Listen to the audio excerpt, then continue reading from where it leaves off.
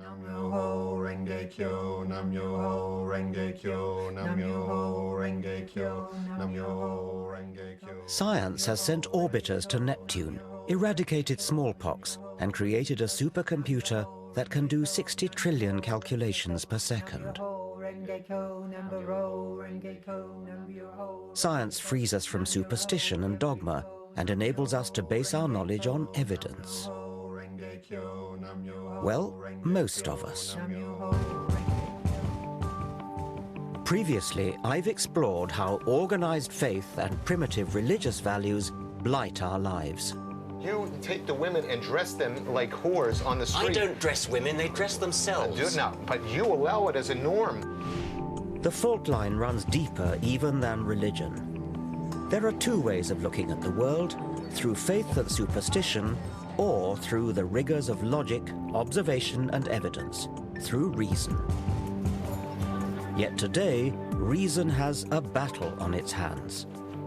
I want to confront the epidemic of irrational, superstitious thinking. Would you understand somebody on the spirit side with the name Charles? I believe that I give... You really believe it? I believe absolutely. Seriously, 100% you believe it? that it's true, because it's been proven to me against my rationality. It's a multi-million-pound industry that impoverishes our culture. Astrology leans toward the divine and the sacred, words which I know you don't like very much. And throws up New Age gurus who exhort us to run away from reality. The tree-ness is the spiritual quality. Or the rockness. Or the rockness. Yeah. As a scientist, I don't think our indulgence of irrational superstition is harmless. I believe it profoundly undermines civilization.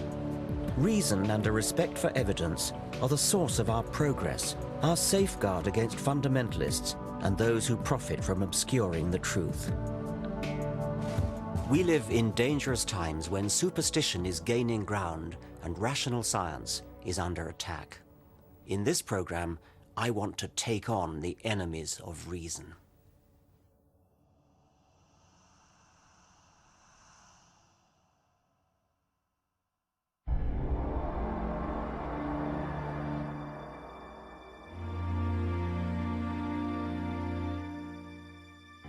"300 years ago, in the Age of Enlightenment, scientists and philosophers from Galileo to David Hume had the courage to stand up for intellectual principles and reason. The rational science they pioneered has given us tangible benefits.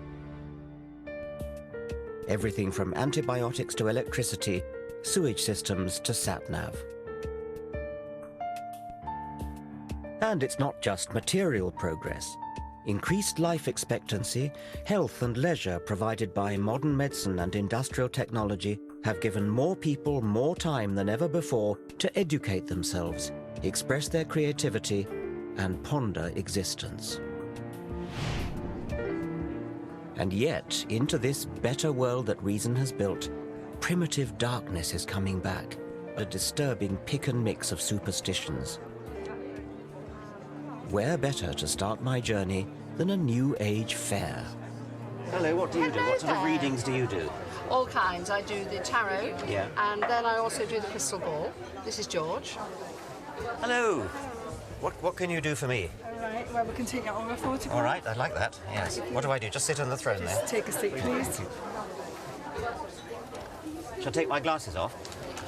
What have we got here? Right, now, you have got a couple of spirit guides around you at the moment, because I think there's something in your life changing, but I think this is about you as well, being more comfortable with yourself. Now, what you have here is you have somebody in spirit who's really, really close to you, and they've got their arms around your neck. Well, that's very nice to know.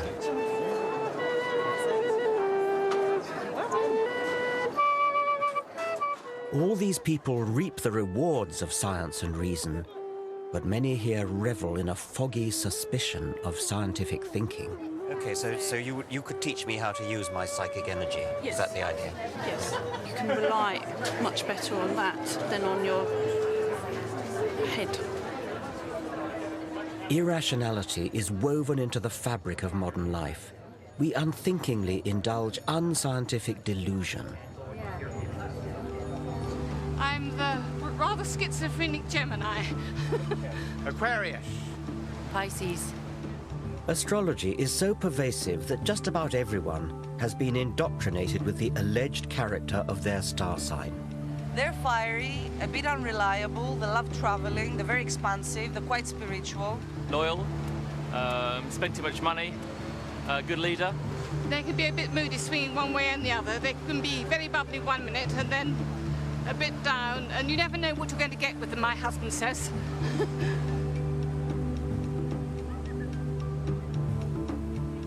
A full quarter of the British population claim to believe in astrology.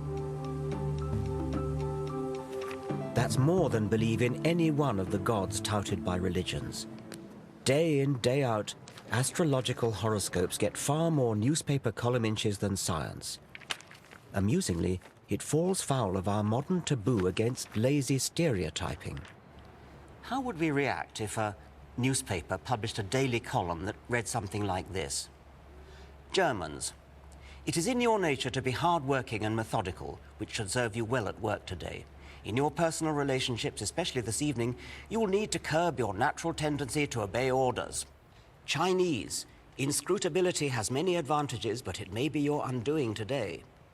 British, your stiff upper lip may serve you well in business dealings, but try to relax and let yourself go in your social life. And so on through 12 national stereotypes. Of course, the astrology columns are not as offensive as that, but we should ask ourselves exactly where the difference lies. Both are guilty of facile discrimination, dividing humanity up into exclusive groups based on no evidence. So now I want to find out how those who trade in such irrational nonsense can possibly justify what they do. This is a map of the cosmos with London in the very center.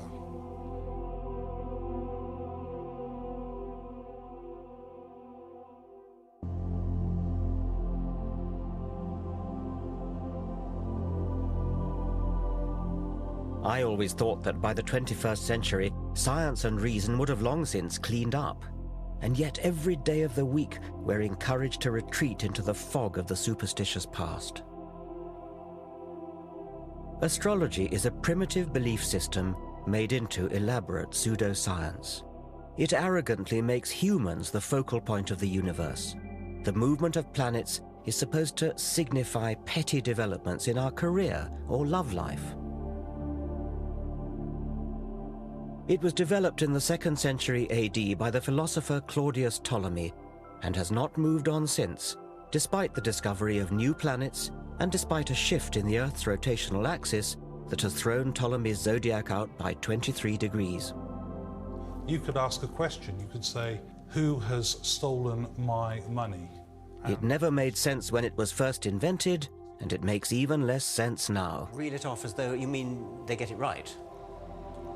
Do you think there's an actual physical influence of the planets that somehow beams down and influences people?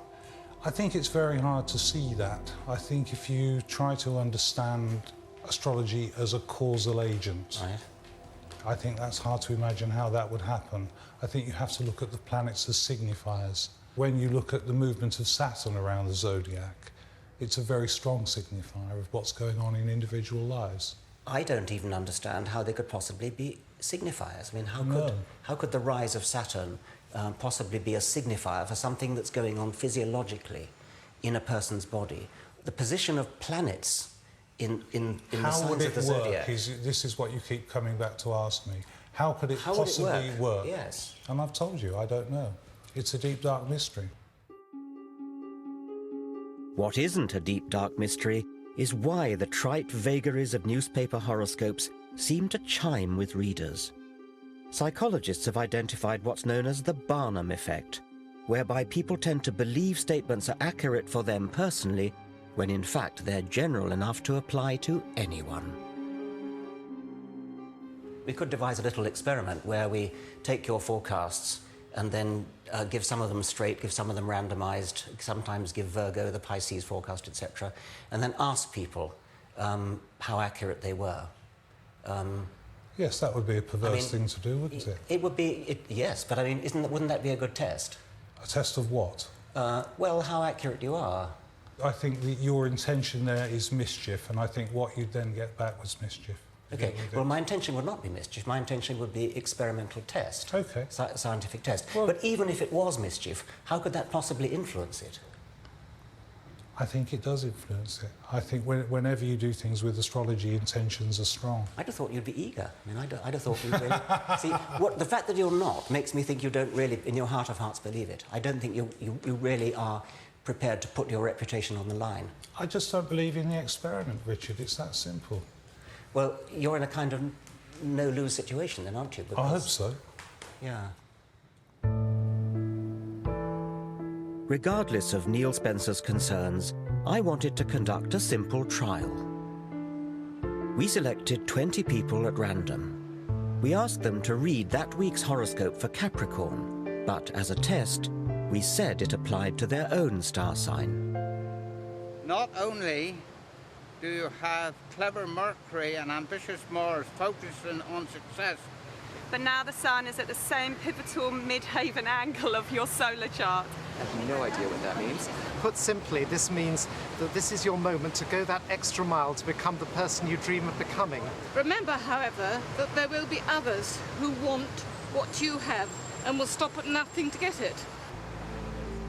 Astrologers say this should fit just Capricorn and not the rest. But what actually happened? Yeah, maybe. To be honest, I felt there's some Mercury energy this week because there's a lot of arguments around and a lot of bad vibes. Yeah, that kind of makes sense. What a load of old junk.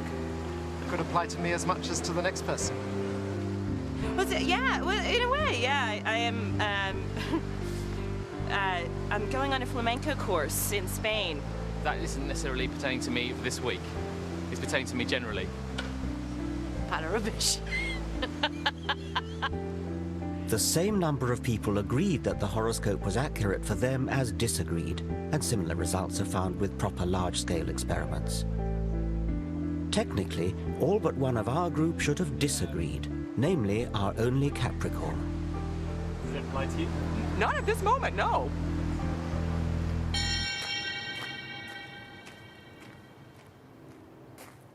Am I taking this too seriously? I believe astrology misleads the public, denies scientific progress, and belittles our universe. There's a far richer way of looking at the cosmos.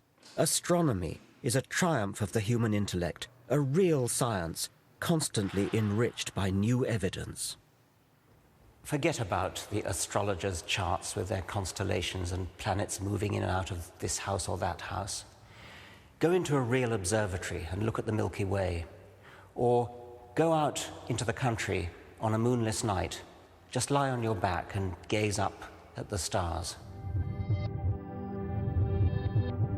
The heart-stopping sight you'd see is 100 billion stars spinning through an expanding universe at a speed of 1 million miles per day. The light from some of the closer stars started its journey at the time of the dinosaurs. You're staring into a deep time machine.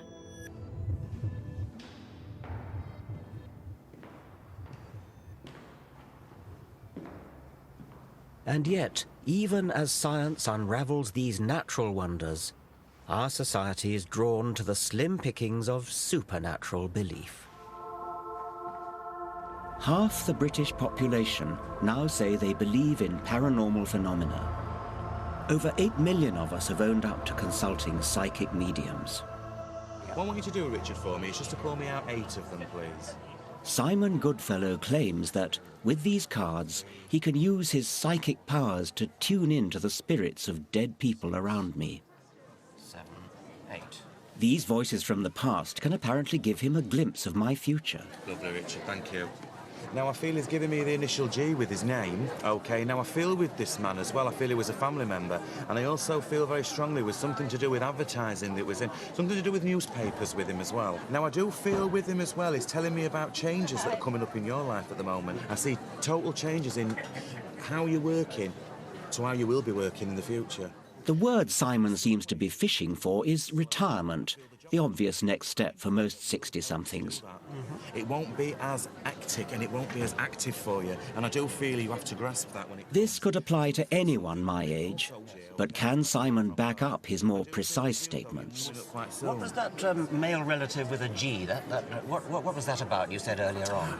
Right, the male relative with a G, right. I do feel with him, I don't feel he was a family member, but I do feel with him, right, it was some connection... I thought you said he was a family member, Did I say that? Did I with a family member? Yeah, I think you did. Right, OK. Maybe. Let me see if I can feel him here still. Yes, OK. Right, OK then. What I feel with him, right, I feel as though there was a lot of things. It was a very strong character. Another feeling he's given me is it was very regimented as well, and I feel he served in some forces, in some way as well. But can you understand anybody with a military background that was connected to you? Well, I've got really nobody military in my background at all, and actually nobody beginning with G either. Right, OK. Spirit G has rung no bells, but now another voice comes from the ether. Oh, well, she's given me the initial E with a name. Now, I do feel with her as well, it's something to do with, I feel, a grandparent, and I want to give you an E-sounding name. My grandmother had a name beginning with E. At last, something I can identify with. E-sounding name. Yes. Tell me more about her. The lady, I do feel with her as well, she had a lot of cats. A lot of cats. It's cats. Perhaps not. She never had a cat. She hated cats, as a matter of fact. Right. She liked dogs, but she hated cats. Well, I can understand. Not everybody, though. What you've got to also remember with this as well, not everybody can relate to everything that a reader will say. No. Not everybody. I mean, I've had people like yourself who have... Extraordinary claims require extraordinary evidence. Because normally people who come to these events come for a reason, and because they want closure and direction in their life. And also what you've got to think about, Richard, as well, some things are very raw to me. Psychics may believe they communicate with the dead, but I've seen no evidence for it. My concern is that for some people, this superstitious nonsense can be far from harmless fun. If you've lost somebody dear to you, and I'm trampling all over those memories by telling you that they're here now saying this and that. I mean, that's none of my business, and if I'm just doing it because I can earn some money out of it, I've known cases of people that have lost somebody, lost a child that's so dear to them, and they cannot get over the fact they've lost the child and become addicted to these... OK, this is a lady who is trying to connect with somebody at the front here. Darren Brown is a celebrated illusionist, but also a skeptic. He makes clear his performances depend simply on mental tricks. She looks very, very elegant, and there's guilt on her part, a feeling of guilt. I think your father passed when you were very young as well. Is that right? He gives me the inside intelligence on how a psychic medium might exploit entirely earthly trade secrets. They're using a skill called cold reading, which is a way of communicating information to somebody where it sounds like they know everything about you and they can reveal facts seemingly about your life and describe your character in a way that you'd be amazed by. Whereas in fact it's a linguistic trick or a set of linguistic tricks where they're saying words and you're constantly supplying the meaning yourself, but it can be very convincing. She's asking about, I want to say Charlie, Charles. The psychic will, if it's with a group of people, throw out a name. Someone she left behind? Now, that name could refer to a person in the audience who's living, or it could refer to someone that's died, or it could be a friend of the person. You know, it really could be anything. So it's up to somebody to pick up on it and turn it into what they want it to be. Is it another relationship that you had? Sorry? That's my ex-husband's name. And of course, if they say, yes, that was my husband, then the reader can go, yes, that's right, he's here, he's saying he still loves you, or whatever that is, and they turn it back into, make it sound as if they were saying it was your husband, when in fact it could have been anybody, it could have been the name of the person that was sat there. Lily or Lucy or something like that. Yeah? Far from it being all vague or saying things that apply to just everybody, you'll get very specific details. She's saying something about a hat that you used to like, or something with a hat, yeah? One thing I saw was, there's a dog. He's saying something to do with his dog that used to sleep in the hallway. And the answer sort of came back, sort of, no. Yeah, well, it's something in the hall. It could be a picture of a dog. Is there a picture of a dog in the hallway? And the answer came back, no. I mean, I've just put up another picture. I put up a picture in the hallway of the family or something. That's it. He's saying he doesn't like the picture in the hallway. The dog was forgotten. But it actually started off talking about a dog.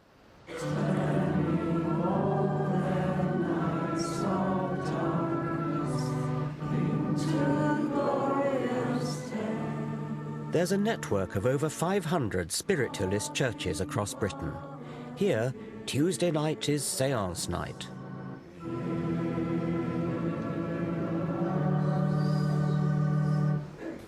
And we ask that we can now build a bridge between this world and the next, so that we can once again go some way to proving that we survived death and that our loved ones in the spirit are forever with us. Amen. Okay, I expect most of you are familiar with spiritualism, but those that... Spiritualism makes a nod to God, then it descends into a darker world. The real draw here is when the dead start talking inside the medium's head. Okay, well, the first link that I want to do is I feel I've got somebody giving me the name Charles. And I want a gentleman on the spirit side that passed with chest conditions with this. And there's something about a name that sounds like, it sounds a bit like Devon, but I thought I could hear, could be Davon or Davenport, something like that. And I feel over this side somewhere. Can anybody understand this so far? The lady close to the bookshelf there. Would you understand somebody on the spirit side with the name Charles? No, but I have a home in Davenport. You have a home in Davenport? Yeah. Okay. Isn't what you're doing cold reading?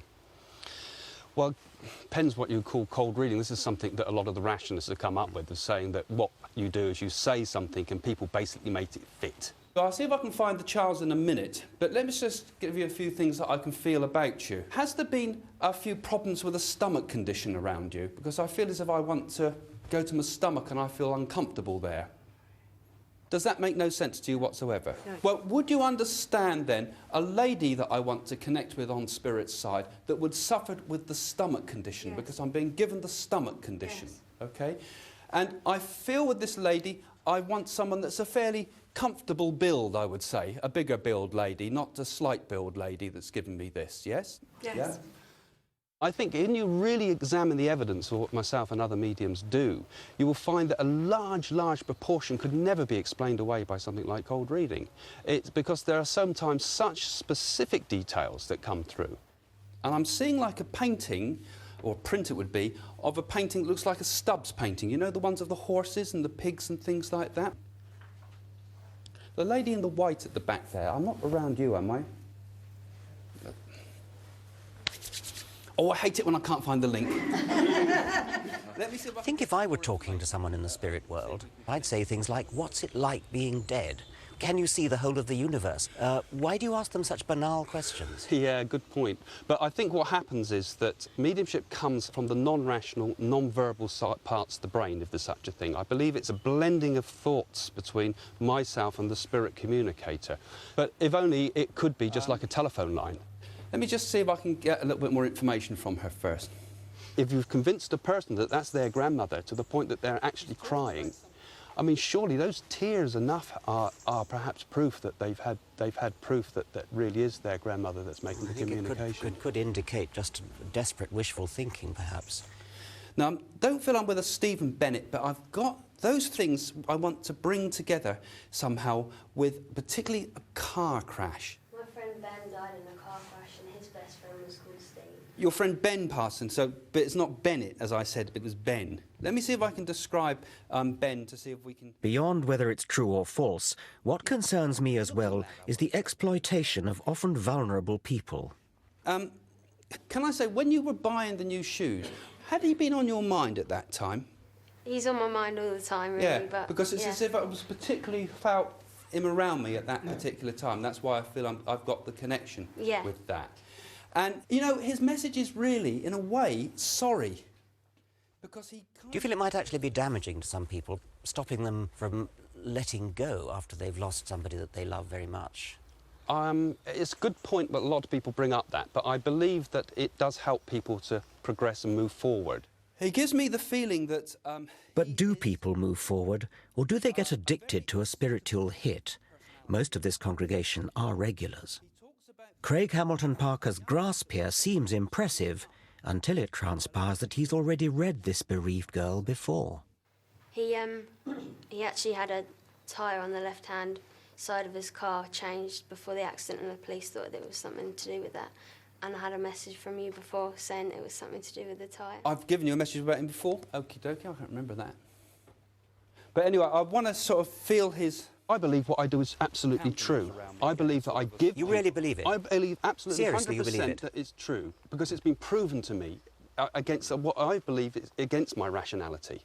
But it's been shown to me so many, many times that life continues. And personal proof that I've had that has given me proof of my father pass of continuation of spirit. I mean, incredible things that are so very personal and subjective, they're hard to argue a case for. But for me, it's been life transforming. And I believe, as I was helped, I can help others.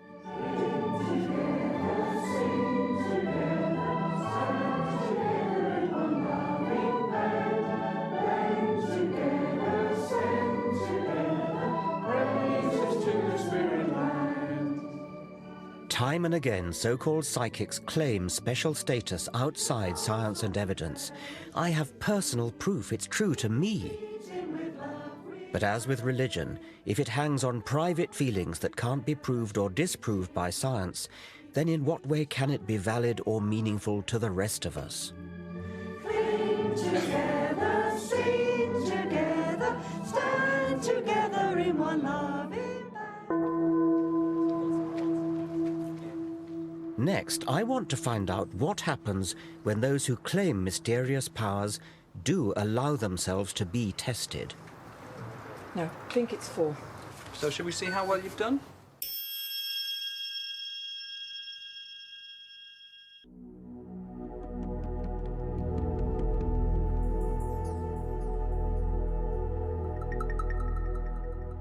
I want to show how scientific reason is always the best way to look at the world and explain the dangers of superstition.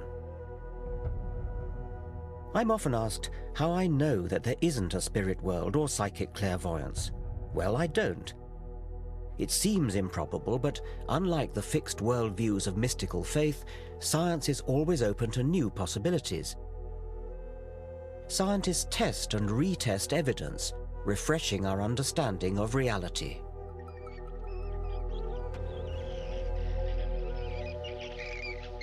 Until quite recently, scientists didn't know how bats fly around in total darkness. Could they have paranormal extrasensory perception?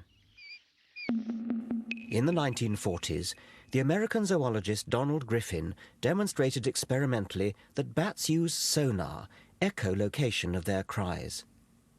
Back then, sonar was brand new military technology, and the theory that it was natural to bats outraged some of Griffin's colleagues. But the more scientists tested the evidence, the more robust the theory became. They found out exactly what the bat cries were like, how they work, how the brain works. Everything about it added up to a complete picture of mutually supporting evidence that this really was a fact. It's this cumulative build-up of corroborating evidence that distinguishes the discovery of bat sonar from alleged paranormal effects. The so-called evidence for psychic phenomena is not robust, but will-o'-the-wisp. The more we look at it, the weaker it becomes. The alleged detection of water through dowsing is not obviously ridiculous. It might work, but does it? The only way to tell is through a rigorous experiment. How does dowsing work? That's the #1 question, and nobody can answer you. Well, I reckon I'm convinced that something is helping me to douse. One of the earlier chaps thinks it's God. How do you do it, then? What's your principle of dowsing? I think the question, and I expect God to respond in a way that I understand. I'm going to expect the right-hand one to point to the camera and the left-hand one straight forward. Yeah, OK. Look, it's following round. Yes. And have you done the test yet in the tent? Yes, I did. Yeah, and what was the result? I was going to get 6 right, 100%. Yeah, and what happened? 1. So what do you make of that, then? He's having his laugh, isn't he? He loves a joke. Yes. You don't realise. Do I get second goes at it? Oh, yeah, you can have as many goes. The psychologist Chris French thinks there may be a simpler explanation. He has devoted his career to investigating claims of the paranormal. And now he has set up this test for dowsing, a properly controlled double-blind trial. In each of these rows, just one container, chosen at random, holds a bottle of water. All the rest contain sand. Neither the dowsers nor the tester are allowed to know where the water is until the boxes are opened. So there are no unintentional giveaways. Have another go. Safeguards like this make the double-blind trial one of the crowning achievements of scientific reason. Okay, put it on the end one then. Number 6 again. I'd say so. Okay. Right. What you'll typically find when you talk to dowsers is they'll give you lots and lots of anecdotal evidence, lots of stories about how they discovered a leak in their neighbour's pipes and so on and so forth. But there are always other possible explanations there. Yes. What we're trying to do is set up conditions which would rule out any of those other explanations. But then we get down to the very fundamental, basic issue: can the dowsers actually do what they think they can do? Yes. Okay. I think it's 4. I think it's 4. So should we see how well you've done? This is sand. In that case, I can't do this. This is the waters in number 5. Sand again. This time, guess was bin number 3. And this time you're correct. That's water.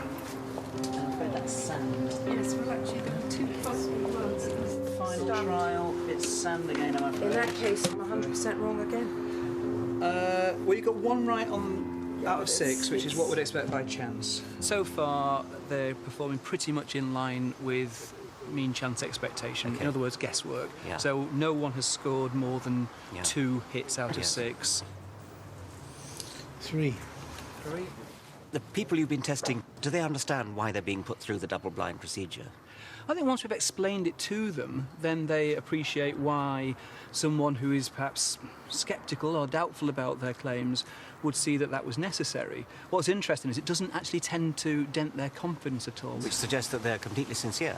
I think they are completely sincere. Yes. And that they're typically very, very surprised when we run them through a series of trials and actually say at the end of the day, well, your performance is no better than would expect just on the basis of guesswork. And then what typically happens is they'll make up all kinds of reasons, some might say excuses, as to why they didn't pass that particular test. I feel the whole test is wrong. I'm shocked beyond words that this has happened. But I did say from the outset, couldn't we just sort out some grey blocks and some scaffold boards so that I can walk above it, which is what I would routinely do and I've done for 40 years. Who knows where or what bottles were in what tubs. That's the whole point, isn't it? That's the whole point. But if you understand dosing like I do, you'll understand that everything leaves an image. This state of denial is extraordinary. Even when confronted with hard fact, these dowsers prefer not to face up to truth, but retain their delusion.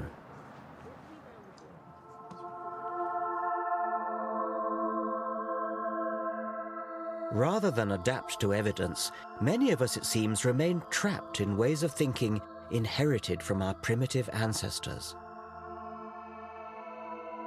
Irrational belief, from dowsing to psychic clairvoyance, has roots in early mankind's habit of attributing spirit and intention to natural phenomena such as water, the sun, a rock, or the sea.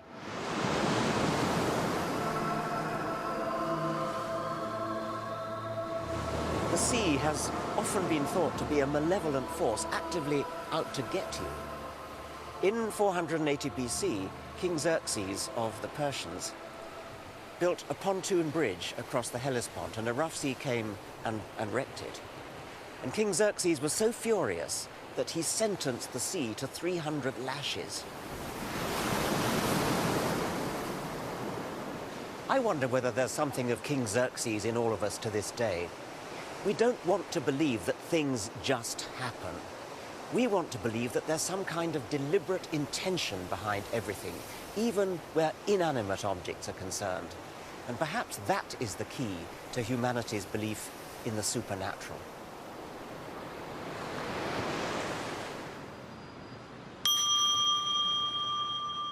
Even in the 21st century, despite all that science has revealed about the indifferent vastness of the universe, the human mind remains a wanton storyteller, creating intention in the randomness of reality. The delivery of rewards by a one-armed bandit is determined at random. But many gamblers want to think that what they do can increase their chances of winning the jackpot. They stand on one leg or wear a lucky shirt. Are these superstitious behaviors a byproduct of our evolution? All wild animals have to be kind of natural statisticians, looking for patterns in the apparent randomness of nature when they're looking for food or trying to avoid predators. There are two kinds of mistakes they can make. They can either fail to detect pattern when there is some, or they can seem to detect pattern when there isn't any, and that's superstition. "60 years ago, the American psychologist B.F. Skinner investigated the behavior of pigeons, rewarding them with food when they learnt to peck a key in the feeding apparatus.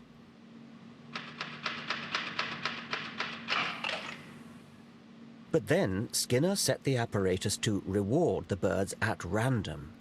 Now the pigeons just had to sit back and wait. But that isn't what they did. Instead, the majority developed what Skinner called superstitious behavior. When an individual pigeon, for example, happened to look over its left shoulder, and the reward mechanism just happened to click in at that point, it would have got the idea that it was looking over the left shoulder that had got it the reward, so it tried it again. By sheer luck, as it happened, the reward mechanism delivered food at the same time again. And so the pigeon was reinforced in its idea that looking over the left shoulder was what got it the reward. And it went on and turned into a maniac for looking over the left shoulder. Humans can be no better than pigeons. We constantly create false positives. We touch wood for luck, see faces in toasted cheese, fortunes in tea leaves. These provide a comforting illusion of meaning. This is the human condition. We desperately want to feel there's an organizing force at work in our bewilderingly complex world. And in the irrational mindset, if you believe in the mystical pattern you've imposed on reality, you call yourself spiritual.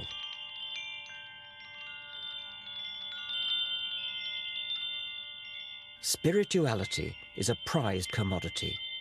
The media tell us to respect spiritual souls and their apparently deep insights. Spiritual self-help guides do a roaring trade in the material world, outnumbering science books by 3 to 1. But what does spirituality actually mean? So please take your seat and please come slowly and gently so that we can start the proceeding without losing time. So could you please...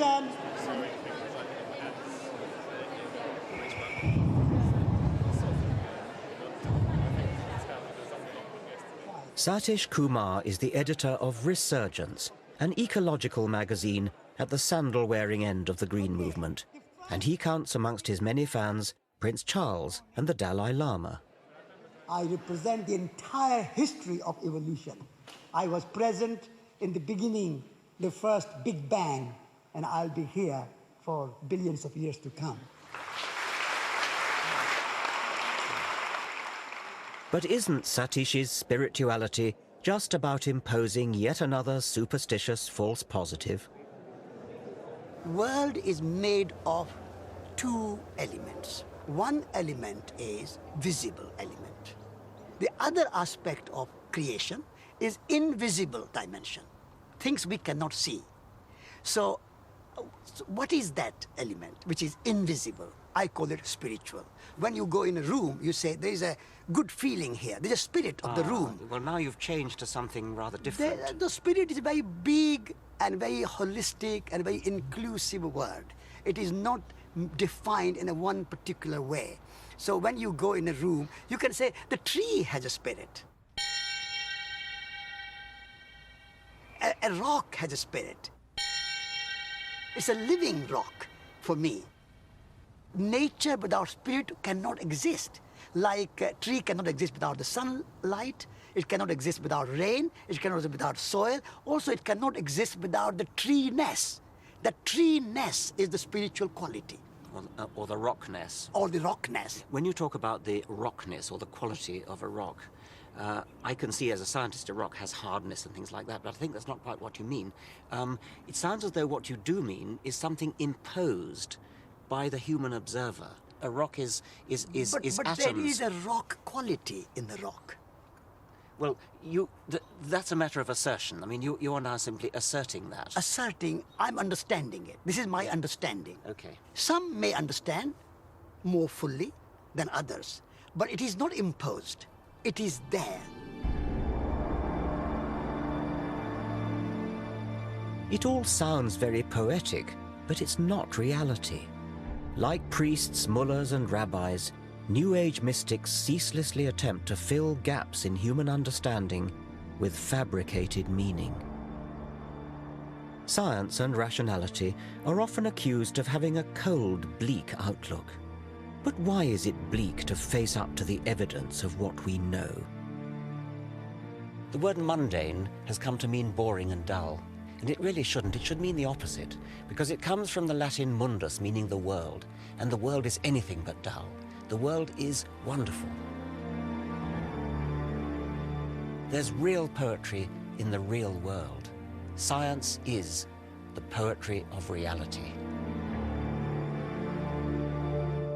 And yet today, science is under attack. Next, I want to look at the dangers that poses. Why do I have to trust, the GP? Why do I have to trust the Royal Society? I think you're so close to being right, but yet you're damn wrong.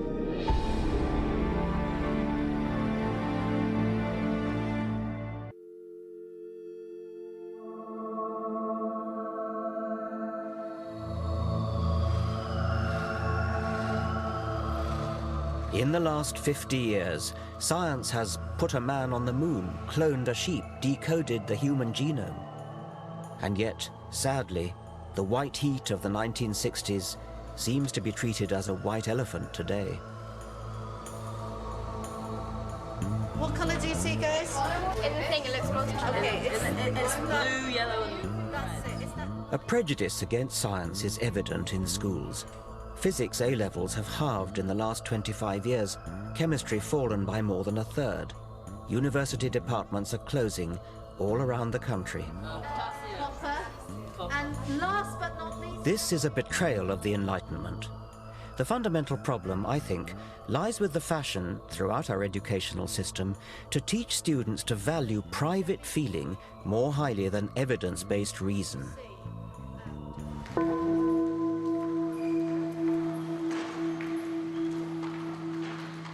This is rooted in the postmodern relativist agenda. For relativists, scientific truth is just a patriarchal Western orthodoxy that, like the old Roman Catholic Church, stands in the way of other equally valid outlooks on the world. With things like the paranormal, the drive for alternative medicine, all these kinds of movements away from the orthodoxy in science, I see it a lot as like the Protestant Reformation was vis-a-vis Roman Catholicism. Internet, in a way, is kind of functioning as a kind of information source, very much like the printing press did in the 15th century and 16th century, that is in a sense empowering people to sort of look up stuff for themselves in terms of different kinds of treatments and things like that, and in a way not trusting the experts anymore. And well, look, why do I have to trust, the GP? Why do I have to trust the Royal Society? I think you're so close to being right, but yet you're damn wrong. You're absolutely wrong. I would like to take that ball and run with it in a different direction. Yes, we want to question authority. We don't want to say, because this person is the president of the Royal Society, therefore what he says is right. We've got to go back to the evidence and find out what is actually true. The problem is, of course, people may look at the same evidence and then reach a somewhat different conclusion from what the head of the Royal Society reached. And so they will say, well, look, you know, I looked at the evidence too, and I'm not persuaded by this. That's where you start getting a kind of an opening up of science.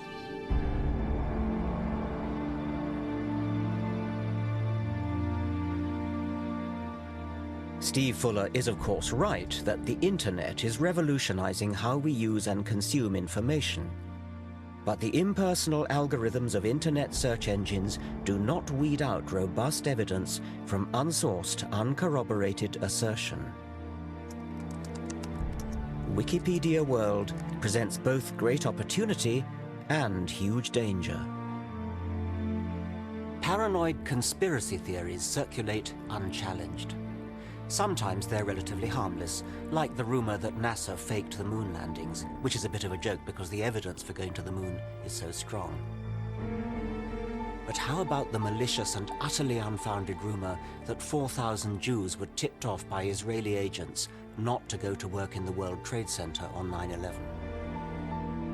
It's one of the nasty lies circulating as truth in the blog community of racists and religious fundamentalists. Now such people can find each other anywhere in the world instantly, whipping up scares and reinforcing their paranoia and delusions. As evidence is devalued, even medical progress has become a target. Her lungs had gone into spasms, she was vomiting. Hundreds of families blame the MMR vaccines for autism, brain damage and meningitis. When one report, now widely discredited, wrongly linked MMR vaccine with autism, an innuendo circulated that the establishment was conspiring to risk our children's health. It led to hundreds of thousands of parents failing to protect their offspring from the threat of measles, a serious disease that, in Afghanistan, kills 35,000 people a year. This is the world of private hunches and no respect for evidence. Reason has built the modern world.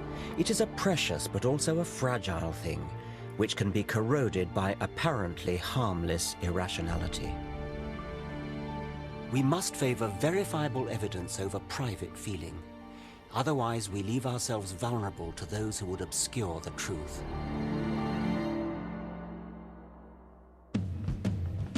Next week, I look at how health has become one of the fiercest battlegrounds between reason and superstition.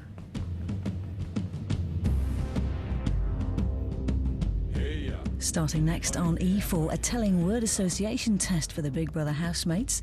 And More 4 is getting to the heart of Britain's childhood obesity problem in Supersized Kids.